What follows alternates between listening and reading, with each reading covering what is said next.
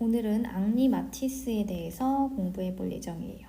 앙리 마티스 하면 이미 많이 알고 계시는 분들도 있고 워낙 아이디어 상품이나 디자인 상품이 많이 나와 있기 때문에 저 그림 나 아는데 라고 하실 수 있어요. 마티스는 색채의 대가라고 불리고 1869년부터 1954년까지 살다가 돌아가신 분이에요. 자, 앙리 마티스의 사진을 보면 이게 지금 노년에 작업하고 있는 모습이고 1869년 프랑스 출생이에요. 평범한 회사원을 하고 있던 마티스는 어느 날 맹장염에 걸려서 입원을 하게 돼요.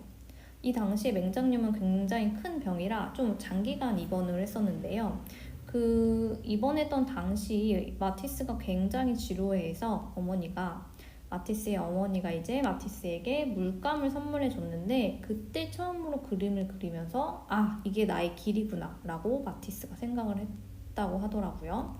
그래서 이제 성인이 다 된 후에 그림을 시작해서 파리 미술학교에 들어가게 됩니다. 마티스의 초기 그림들을 보면 굉장히 아카데믹하고 형태 위주, 구도 위주의 그림들인데요. 당시 칙칙하고 우울한 색감들이 특징이었어요. 근데 지금 생각해보면 지금 유명해진 마티스의 작품들과는 전혀 상반되는 그림들이죠.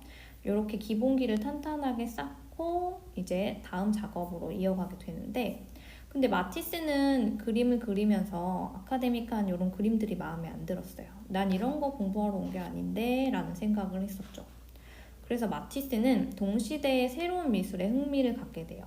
당시 주변을 둘러보면서 다른 작가들, 젊은 작가들은 뭘 하고 있나 이렇게 둘러보는데 인상주의나 입체주의 같은 커다란 흐름이 목도하게 되었어요. 인상주의는 이제 마네, 모네 같은 풍경에 인상을 담는 그림들이었고 입체주의는 유명한 피카소가 있듯이 화면 분할과 구성과 이런 것들을 하고 있었고요. 특히 고흐, 고갱, 세잔으로부터 영향을 많이 받았다고 해요. 세잔 같은 경우는 우리가 지금 정몰화, 사과 정몰화로 유명한 화가인데요. 다음 그림에서는 파리 전시를 하게 돼요, 마티스의 지금 정몰화를 보면 세잔이 그린 거 굉장히 유사해요. 이렇게 사과들, 정물들이 이렇게 쏟아지듯 있고 색감이 굉장히 밝고 마티스는 이제 예전 그림보다 밝은 색을 사용하면서 그림을 전시하게 돼요. 근데 이런 작품들이 예전에 비해 밝아진 이런 그림들이 호평을 받게 되면서 마티스는 이때 무명화가에서 벗어나게 돼요. 생각보다 빨리 무명화가에서 벗어나면서 마티스는 사람들의 주목을 받기 시작하죠. 이때 자신감을 얻은 마티스가 점차 그림이 과감해지고 조금 더 색채가 밝아지게 돼요. 지금 보이시는 그림은 이제 마티스가 와이프를 그린 그림인데 그 당시 여자들이 그리던 그림들을 보면은 굉장히 매끈하고 예쁘게 그리는 그림들이 많았어요.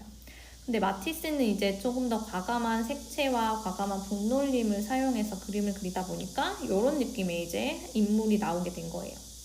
근데 사람들이 처음에 이런 그림들을 보고 조금 놀랐어요. 이 여자를 이렇게 그리다니, 이런 색깔을 얼굴에 쓰다니 하면서 사람들이 조금 안 좋게 말을 하기 시작해요. 평론가들이 이제 자연이 가진 아름다운 색을 무시한 채 마음대로 물감을 뒤섞은 야수의 울부짖음 같다고 혹평을 하게 돼요. 그래서 야수파라고 불리게 된 것도 있는데 야수파란 미술사 사조 중 하나로 거친 형태와 강렬한 원색이 특징이에요. 이런 야수 같다라는 말을 마티스한테 하게 되면서 마티스는 근데 굉장히 좋아했어요. 나를 야수 같다라고 칭해주네 라면서 조금 더 과감하게 하겠어 라는 마인드를 갖게 되죠. 다음 마티스의 대표작 삶의 기쁨이라는 작업이에요. 풍요로운 색채와 꽃과 대화하거나 낙원 속 모습을 그린 그림인데요. 마티스의 이제 삶의 가치관이 잘 보이는 그림이죠. 미술이란 걱정 없이 편하게 머리를 누일 수 있는 안락의자 같은 것이라는 말을 하더라고요. 마티스는 이렇게 삶이 기쁜 것이고 이렇게 낙원 속에서 지내는 모습이다 라고 생각을 하는 거죠. 뒤에 보면 이제 사람들이 관광순례처럼 손을 잡고 춤을 춘다든지 여자들이 누워있고 편안하게 즐기고 있고 그런데 이제 중요한 특징은 여자들이 그림을 보면 이렇게 그림자가 빨간색 그리고 뒤에 초록색 이런 원색 위주의 색깔을 써서 아주 과감한 색채 표현을 했어요. 그 다음 대표작으로는 춤이라는 작업이 있는데요. 5명의 사람이 손을 잡고 춤을 추고 있는 모습이에요. 이 그림의 특징은 파란색, 초록색, 주황색 세 가지 색을 사용해서 팽팽하게 맞잡은 손과 땅에서 떠있는 듯한 모습, 뒤틀린 몸을 통해 상당히 빠르게 회전하는 춤의 동작을 표현했어요. 이 그림이 엄청 실제로 보면 사이즈가 굉장히 큰 그림이에요. 그래서 보면 압도되는 느낌이 있고 이렇게 세 가지 원색을 써서 그림을 그렸다는 굉장한 특징이 있죠. 단순하지만 강렬한 에너지가 보이는 그림이에요. 이렇게 자유롭게 열정적으로 작업을 하던 마티스도 한계에 도달하게 돼요. 당시 피카소의 등장으로 자신의 한계를 만나게 되어 다른 나라로 여행을 다니며 패턴과 장식적인 것을 받아들이게 됩니다. 이때 피카소가 좀 많이 주목을 받기 시작했어요. 자기는 이렇게 색깔을 써서 과감함을 표현했는데 자기보다 이제 피카소가 조금 더 주목을 받고 뭐 눈, 코, 입을 떼면서 막 그림을 더 과감하게 그리고 있었기 때문에 나는 조금 더 공부해야겠다. 멀리 한번 여행 가보자 라면서 마티스가 여행을 다니기 시작해요. 그때 동양에 가서 동양의 도자기와 카펫에 굉장히 큰 영감을 받았다고 하는데요.